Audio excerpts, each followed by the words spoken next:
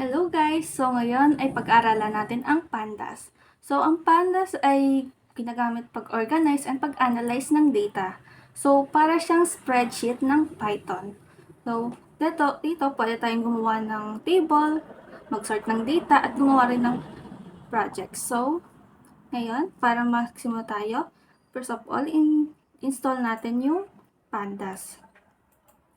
So ayan, open natin tong Python. Then click this. Then lang natin. Yan.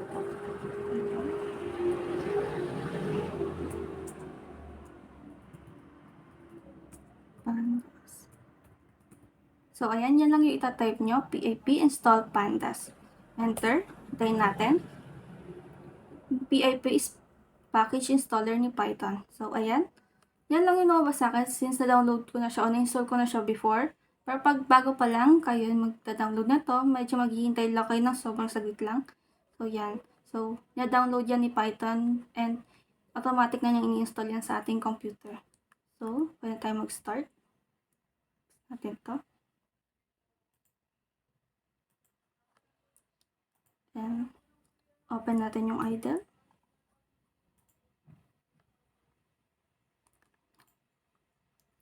So, lagay natin import pandas as pd. So, itong pd is ano lang siya, shortcut lang siya ng pandas para mas maikli lang yung itatype nyo. Like example, pag itong pandas lang, yung import pandas lang ang nilagay nyo, ang kailangan nyong lagay ay pandas dot something kung anong gustong gawin. Kunwari, dot data frame. Ganyan. Ganyan kahaba. Pero pag nilagyan nyo siya ng as pd, ang itatype nyo lang is pd. Pd lang. Yan. Tapos, yung gagamitin nyo, data frame.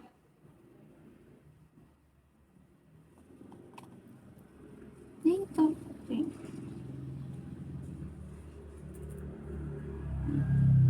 Data frame. Yan. So, dami mo. Mas madali siya i-type. Mas mabilis siyang i-type kasi compared dito. Kasi siya ay 6 letters. Tapos ito, 2 letters lang. So, mapapabilis yung pag-type nyo pag nilagyan nyo siya ng ASCII. So, let's start. So, ngayon, gagawa tayo ng table gamit tong pandas. So, simulan muna natin to paggawa ng dictionary. So, gawa muna tayong dictionary. Papangalan sa dictionary natin is data. Yan. So, data equals curly bracket. Then, nalagay tayo ng string, yung names natin, name. Tapos, yan.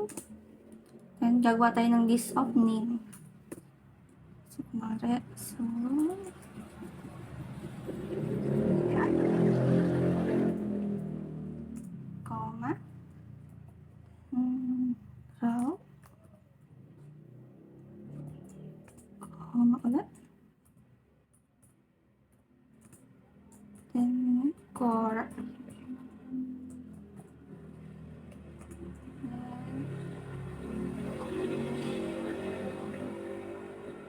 So, ayan. Then, i-close na natin siya.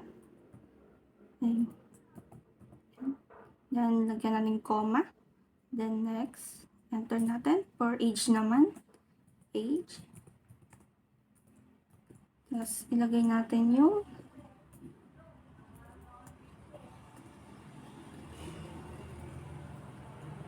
yan. Tapos, gawa naman tayo ng list of age. Wari, Sophia, 18 years old. Cyril, 20 years old. Si Cora is 42 years old. Then si Ewal ay 60 years old. Then, ayan. So, gawa na siya yung ating dictionary. Close na natin siya with the use of curly bracket. Curly braces. Ayan, yan.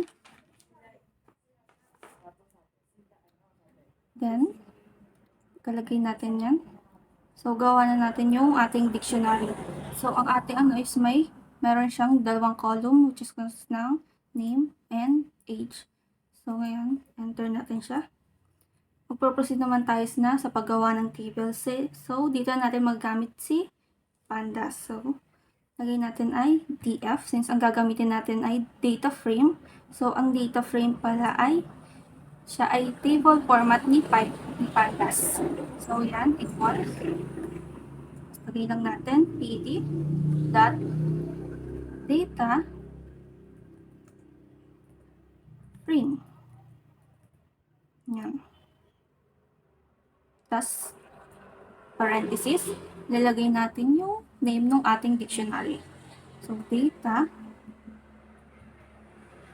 then close parenthesis. Yan. So, next, para ma-convert na natin sa table, lagay na natin yung print. Print df, yung ating data frame. So, pag in-enter natin to, dapat lalabas na dito yung table na gagawin dapat natin gamit tong dictionary. So, pag-enter. So, ayan, lumabas nga siya. So, nandyan yung names natin, list of names. Nandito sa Sophia, Ralph, Cora, Roel. So, sa side niya, nandito rin yung age, 18, 20, 42, and 60. So, ganun gumawa ng table gamit yung pandas. So, ayun, what if naman gusto natin kunin yung average ng kanilang age, yung ito. I-average natin yung age nila. So, ang gagawin natin doon, simple lang. Type natin average. So, name lang yan. Is equals to df. So, df, pangalan na itong ating data frame. Then, bracket. Lagay natin yung string na age.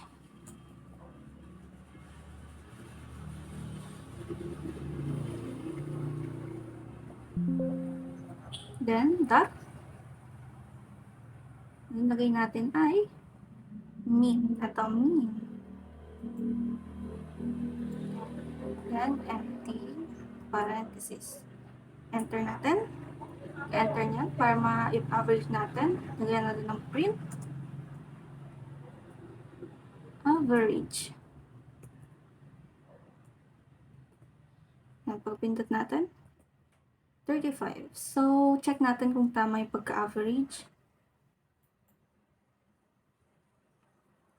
Calculator. So, 18 plus 20 plus 42 plus 60 is equals to 140. Divide natin sa 4. Is equals to 35. So, tama nga siya. So, ayun, nakita natin yung average, kung paano natin nagamit yung data frame. So, yan. Napakita. So, yun. So, ngayon, alam na natin kung paano gumawa ng table sa Python using pandas. So, ayun, nakuha rin natin yung mean. Nakita rin natin yung mean. Na-compute natin yung mean ng age natin. So, ngayon, marami pa namang function ang pandas. So, pag tingnan natin dito, type lang natin, pd. Dot. So, wait lang natin. Lalabasin yan. Yan. So, marami rin naman siyang gamit dito. Pero pinakita ko lang is data frame kung paano gumawa ng table.